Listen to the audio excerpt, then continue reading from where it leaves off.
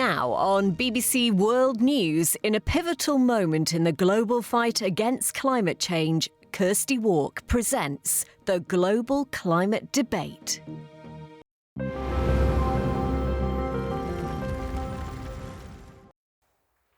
Time is running out for global leaders to make the binding promises on climate change needed to save the planet for the next generation and generations to come. In this debate from COP26 in Glasgow, young people from around the world will be asking four leading international political figures tough questions about their commitment to averting environmental disaster and finding solutions for change.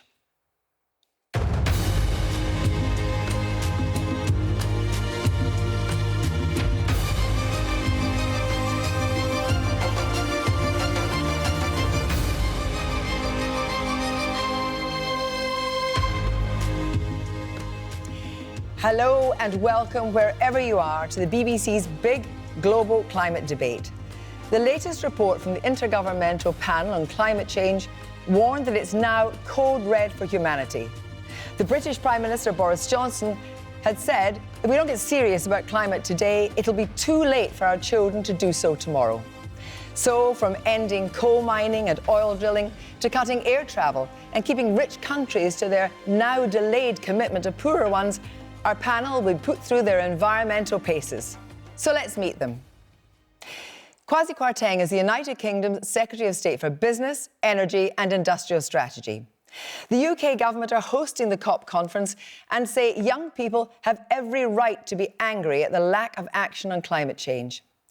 The UK is committed to net zero by 2050.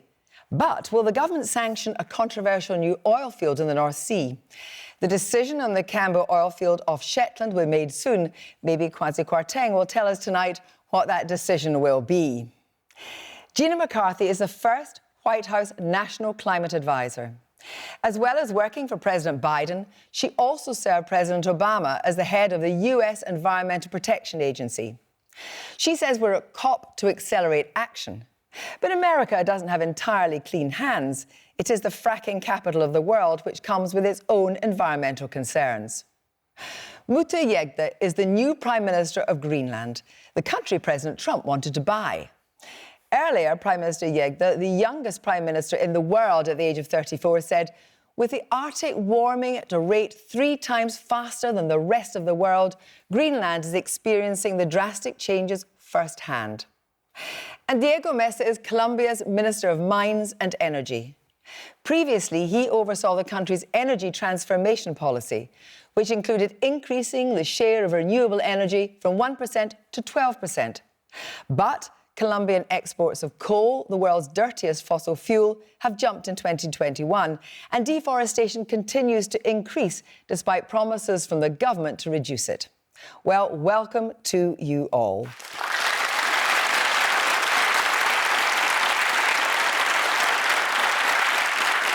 So let's go to our first question from Dakota Jennifer, who's on the banks of the Mississippi in Missouri. Your question, Dakota, please. My question is, what are the plans for effective international collaboration when neither Xi Jinping nor Vladimir Putin are attending COP26? Thank you very much indeed. Kwasi Kwarteng, first of all, how do we make sure that this just isn't blah, blah, blah, particularly without these two leaders? I think the fact that the two leaders aren't here is not actually that significant, because what you're seeing in Glasgow is literally thousands of people from all over the world coming together to tackle climate change. And I think Dakota's question is quite right. It's not just simply a question of words. We've got actions. We've got things like the Powering Past Coal Alliance. We're trying to move away from coal. There'll be an undertaking to do that. We're committed for a joint international stand on electric vehicles. Yeah, These are substantive things, Kirsty. They're not just words. They're things that declarations which are followed by action. But Boris Johnson asked Xi Jinping to bring forward peak emissions from 2030 to 2025, and there's been a resounding silence. So there's been a huge movement, actually, in China's position in the last 2 years. I was made energy minister 2.5 years ago, and I was told, quite frankly, that China are not committed to net zero. Last year, for the first time, they were committed to net zero by 2060. Now, I completely agree that they could be, persuaded to have more ambitious targets. But the fact that they've acknowledged that there's a problem, the fact that they've got a net zero target for 2060 is really significant. Well, Muti, Russia doesn't even have a target yet. How do you feel about the fact that Vladimir Putin's not here? Let me see. All we need is action. And we need to push all the countries on the world to take the care of our planet. And the action will start from us. I'm one of the youngest leaders on the world. I have started when my government was coming in April this year. We have stopped all oil and gas exploration in Greenland. So you're just announcing that now? Sorry? You're just announcing that now? No, we have announced it in this summer, but now we have announced that we will be part of the Paris Agreement, and we have stopped the uranium mining in Greenland, so action is the answer. Diego Mesa, what do you make of the question? Well, I think all of the world has to take responsibility for this. It doesn't matter if you're a big country or small country. And I'll give the example of Colombia. And that's why we're here with our president. We have at least 3 cabinet ministers attending Glasgow. Colombia is a very small emitter of CO2 emissions. We only represent about 0.6% of total CO2 emissions. But we're committed to cut by 51% our emissions by 2030, and we already presented today carbon neutrality roadmap to 2050. But you, and I've heard you say this before, that you feel that Colombia is very much a leader in the region. But we haven't got a target from Brazil, your neighbour.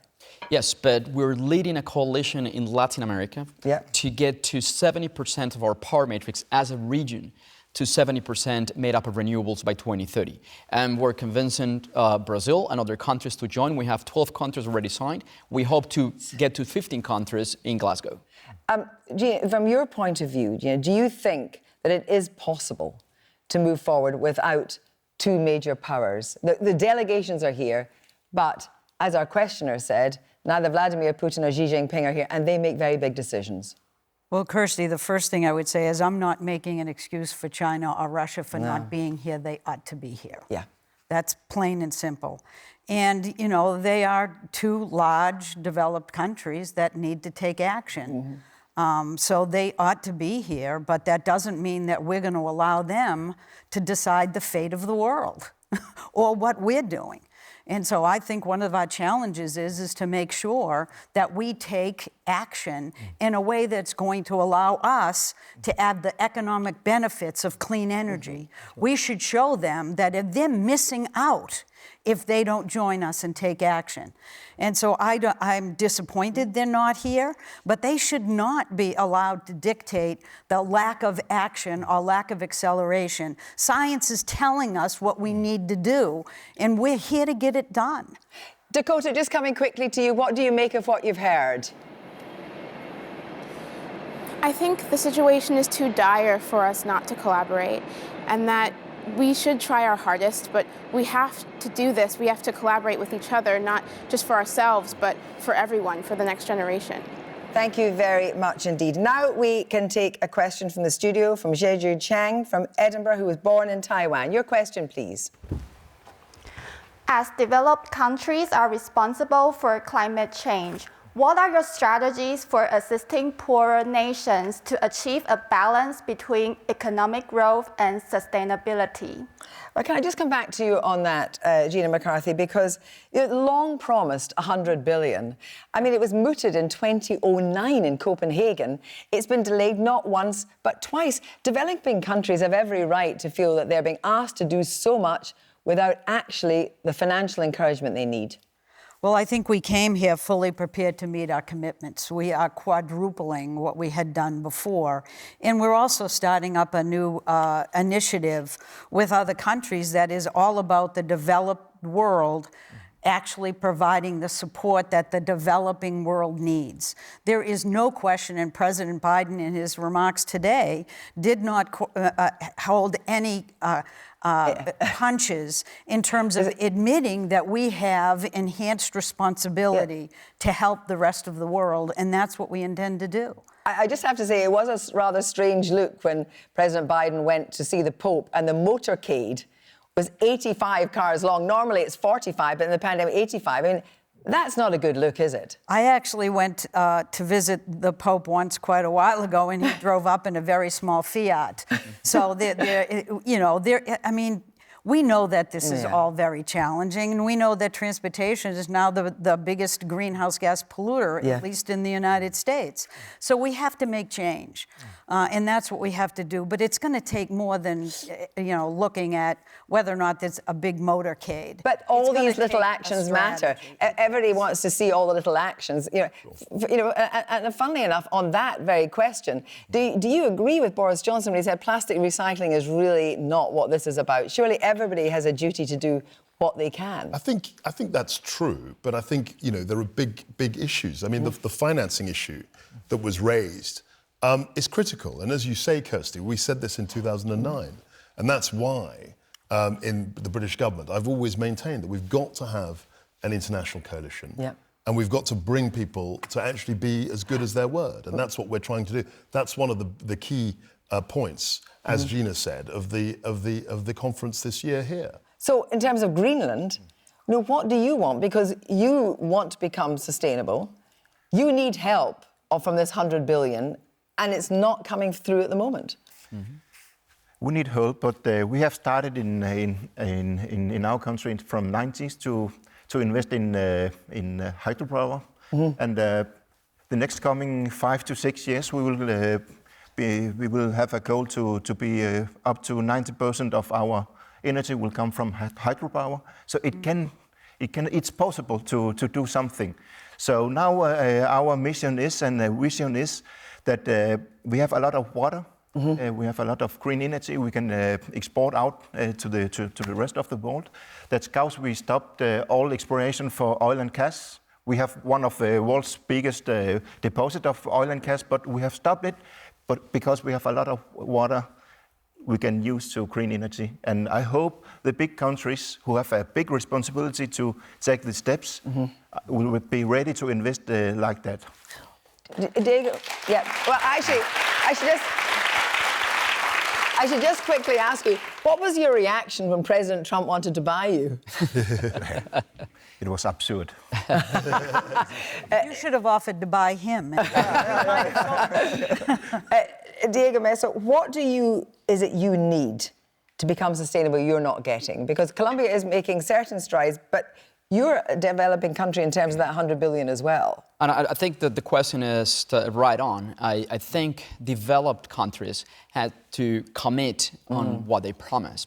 And in Colombia, in your introduction, you mentioned our exports of coal. Yeah. I have two provinces in the northern part of the country. About 40 to 45% of their GDP depends on thermal coal.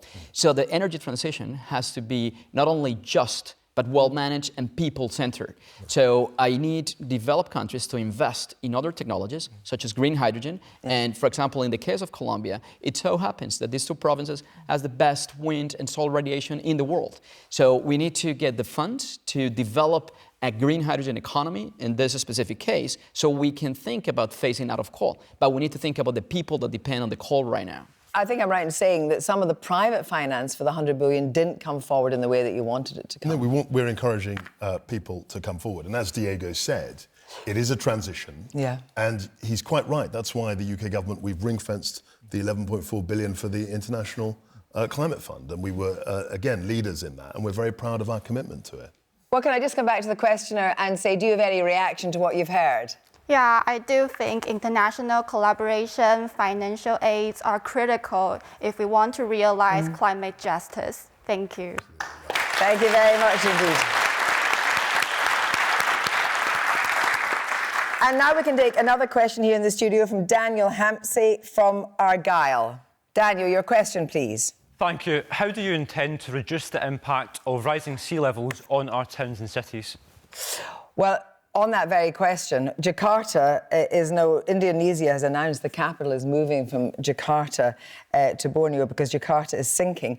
25% of the population of Vietnam and 50% of the population of the Netherlands are at risk from rising sea levels.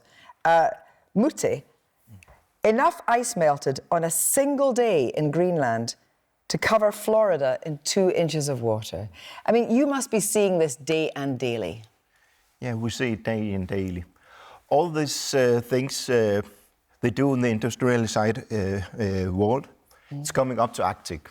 And it's not staying in Arctic, it's coming back as a melted ice. Yeah. So that's how we need to take action.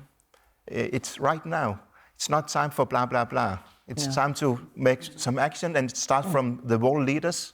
And when the world leaders have some goals and some solutions and collaborate together, we can do something for this question. You don't have to look far to see the damage associated with climate right now. I mean, I think part of the advantage of that is that, you know, I'm not fighting off climate deniers anymore. The question just is, how do we solve this and how do we do it fast? I think she's right. I think Daniel's point is absolutely right. Yeah. And that's why we're all here, to deal with these kinds of imminent threats. And your point about the fact that so many more people get the argument now. I mean, 10 years ago when I came into Parliament, there were still people who were saying, well, it's all a hoax, it's all nonsense. But actually the numbers of those people has dwindled because they see the evidence in Greenland and they're very, very focused on what Daniel's talking about. And in that context, that's why, you know, I talk about coal, moving away from coal. I think that's something that we're moving very fast on and building an international coalition. And again, this finance point, because it's only through finance that you're actually going to empower the developing world, which is bigger than the developed countries in terms of people, to actually decarbonise and fight climate change. I've been doing this, going to COPs since your age. And this is the first time I really feel like there is opportunity for accelerated action. Because it's so desperate. And because young people are pushing for it. I mean, you're here because you care about this. And guess what? You're worried and we're worried. We ought to be worried. It's extraordinary because when I look back on footage of Paris in 2015, when we got the agreement, people were crying. People were crying. And now we've had another 6 years and we're still trying to catch up with that emotion. Colombia, on the whole question of cities and sinking and so forth, how badly is Colombia affected? This past year, for the first time ever, we had a hurricane category 5 hitting an island in Colombia. This is the first time in history, and it completely destroyed an island. And it's an island where we have the second largest coral reef in the world. So it's putting in danger not only people, but also our biodiversity in Colombia. So, you know, even though we don't emit, because this is not fair, we only emit 0.6%. We're one of the 20 most vulnerable countries to climate change events. But coming back to you, Kwesi Kwarteng, much more could be done. I mean, we talk about this 100 billion, but you need to take more responsibility for it, don't you? No, we do, and that's one of the reasons why, if what the Prime Minister said this morning was, you know, the cash element is absolutely critical, and that's why we're saying that we're trying to get a broad agreement, as Gina understands, and acknowledge that this is actually one of the top priorities of this COP. The 100 billion that was committed in 2009. We really want to deliver on this. But we really want to deliver. We really wanted to deliver on 2020. We really wanted to deliver in 2021. We might not deliver on 2022. I'm very hopeful that we can deliver it. I mean, you're quite right. I mean, I completely agree that we should be doing more, but we have moved some way. Right. We can't, you know, I'm with you. Things are different now than they were before. They are blatant, in-your-face challenges. Absolutely. We can't run away from them. No. Let's take another question, and that is from Leah Joshua, who joins us from outside the Sydney Opera House in Australia. Let's have your question, and very good morning to you, Leah Joshua. Good morning to you too. I'm Leah Joshua. I'm 12 years old and I live in Sydney, Australia. This is what really worries me. Australia has said they have no plans to stop mining and exporting coal beyond 2030. It will be my generation that has to live with the consequences of decisions like these. My question to the leaders is, how can we wean the world off coal? Thank you very much indeed, Leah. And just to add to that, according to the International Energy Agency, the level of coal production forecast for 2050 is 4 times the limit needed to reach net zero emissions by 2050, which is a pretty terrifying thought. First of all, Diego Mesa, you said in September that Colombian coal production is expected to rebound by 40 to 50% in 2021 because demand is strong and international prices are high. It's this balance, isn't it, by having an economic future but also combating climate crisis. I mean, how radical is your ideas for reduction in coal? So, and we don't burn the coal that we produce. No, you send it out. So we send it out, but I think which is not good either. But we need to agree on something here. The problem is not the source of energy. The problem is emissions. So if we find a way to mitigate or eliminate the emissions from coal, then we should be okay. And we have carbon capture and storage. Yeah. So, for example, as part of the transition in Colombia, and I've discussed this with Kwasi, when we talk, for example, about blue hydrogen, which is using coal but capturing all the CO2 that is emitted during the process, that should be fine.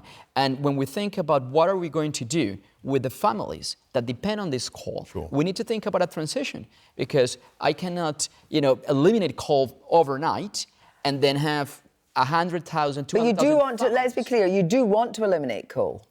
I want to eliminate emissions. So if we have a technology that's able to cut emissions, yes. Because the problem is not the energy source. The problem are the emissions that are emitted from different energy sources. So Diego and I have discussed this, and I think there are two elements to this. I think we have to reduce the emissions. We're committed to that. But we also have to, and this is critical, develop carbon capture and mitigants. So those two things have to go together. But hang on, Alok Sharma said this must be the COP that consigns coal to history. Yeah, and he's the president of COP. Yeah, so what he meant by that is that if we look at the UK's electricity generation, only 9 years ago now, in 2012, so everyone here was alive in 2012, 40% of the electricity you consumed in the UK came from coal. Today, that percentage is 1 to 2%, and that's what we want to see. In terms of thermal coal and power generation. There are industrial processes where coal is used, and that's where we want to actually develop carbon capture to net off emissions, because it's a net zero target. I know you want to move on, but just to explain, it's a net zero target. It's not an absolute zero target. No, but in a net zero target, you have to develop carbon capture to net off the emissions, and that's what we're trying to do. Well, Greenland has coal but is not mining coal. So what do you make of this idea that it's all about the emissions and not about the fundamentals of weaning the world off coal? I can understand Diego. There's some people who's leaving and make some money from to work in these mines. But all we need is the investments from the mining could go to the green energy and green technology. Yeah, that's true. And that's why we need to take action and invest. And there is the big countries, the big economies have a responsibility to do that. I agree with that. So if we can start from today, we can make the transition to the green energy and green technology. I agree with that 100%. I agree with that. And if I may add something really quick. So Colombia is a middle-income country, but we still have a significant high poverty rate. Yep. So we need to close a lot of social gaps in Colombia, and we do that with royalties, for example, from the mining sector. But who's demanding the coal? Is Europe, is Asia. So but the longer you produce, the longer... When the demand comes from the developed countries. Is that a good enough argument, Gina McCarthy? I know you've got a problem in West Virginia. Your senator there doesn't want to push through the big climate package because there's a lot of coal mining there. So is America serious enough about weaning the country off coal?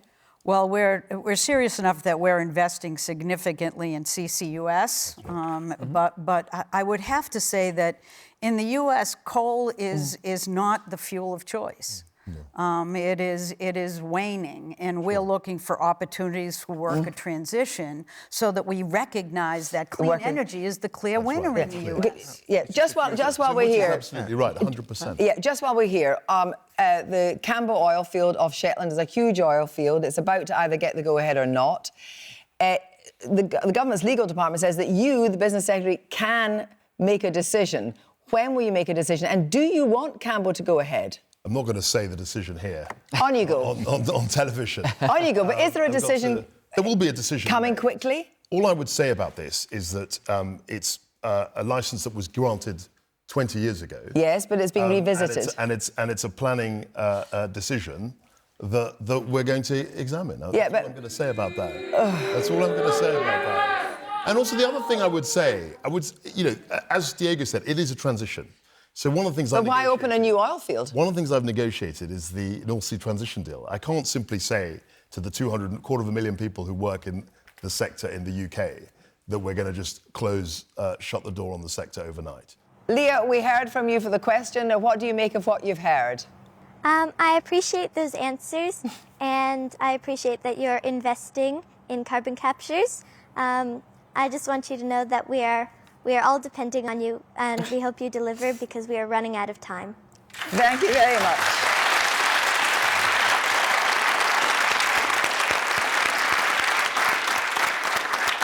That's all from the global climate debate here in Glasgow at the COP26 Climate Conference. I hope you found it enlightening and possibly encouraging. Thank you to all our panellists, Kwasi Kwarteng, Gina McCarthy, Muta Yegda and Diego Mesa. And also to our questioners from here in the studio and around the world. And wherever you're watching or listening, or as well as online, thank you very much for joining us. Until the next time, goodbye from me, Kirsty Wark, and all of the team here in Glasgow. Goodbye.